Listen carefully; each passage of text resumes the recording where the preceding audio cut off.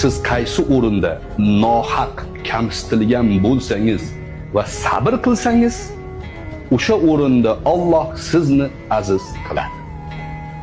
Rasululloh qasam ichib aytganlar. Sizni bir kishi nohaq kamsitsa, Alloh sizni aziz qilmasdan, sizni azizligingizni o'sha odamlarga ko'rsatmasdan joningizni olmaydi.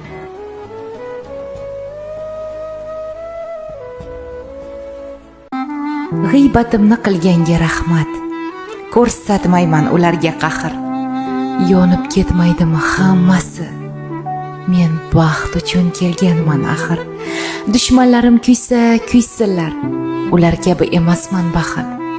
Bilmaganlar bilib qo'ysinlar. Men baxt uchun kelganman axir. Ichimda yo'qgina-yu araz. Neki bo'lsa shukr bu taqdir. Yomonlikni qilmayman faraz. Men baxt uchun kelganman axir.